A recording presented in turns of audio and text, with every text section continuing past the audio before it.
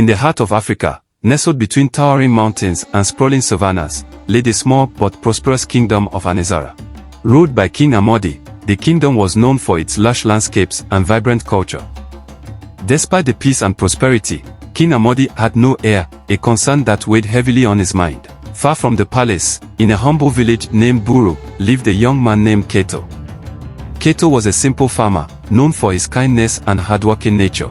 He lived with his elderly mother, tending to their small farm and helping his neighbors whenever he could. Though he was content with his life, Kato often dreamt of adventure and distant lands. One fateful day, as Kato was walking in the fields, a stranger arrived in the village. The stranger was an elderly man, draped in colorful robes and carrying a staff adorned with intricate carvings. He introduced himself as Tamba, a wandering sage.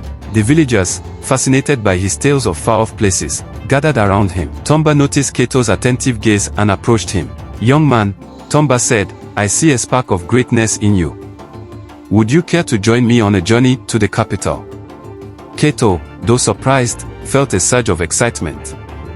He discussed it with his mother, who, despite her initial hesitation, encouraged him to go. "This is your chance, my son.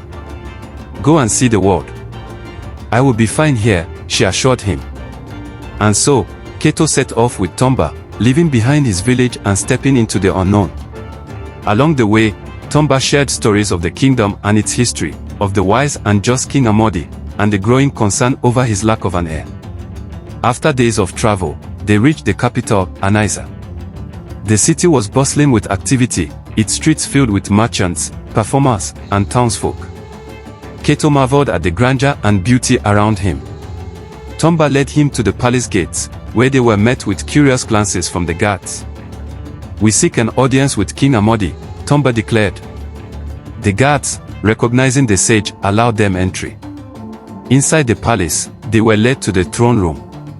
King Amodi, a tall and regal figure with a kind yet firm demeanor, sat upon the throne. He listened intently as Tamba introduced Kato and spoke of his journey. "Kato, from the village of Buru, has shown great promise and courage. I believe he might be of help to you, Your Majesty," Tamba concluded. King Amodi looked at Kato thoughtfully. "Young man, what do you seek in my kingdom?" Kato, feeling both nervous and excited, replied, "Your Majesty, I seek to serve and to learn. I wish to help my people and bring prosperity to our land." The king nodded. "Very well. Stay in the palace, learn our ways, and prove your worth. If your heart is true, you will find your place here." Kato bowed deeply, grateful for the opportunity. As he settled into his new life at the palace, he had no idea that his journey had just begun, and destiny had a much larger role for him to play. And so, Kato, the humble farmer, arrived at the grand palace of Aniza. Guided by the wise Tamba, he stood at the threshold of a new destiny, unaware of the challenges and adventures that awaited him. In the palace, Kato would face rigorous training and learn the art of leadership. His journey had only just begun, but his heart was filled with determination and hope. With every step, Kato moved closer to fulfilling his destiny.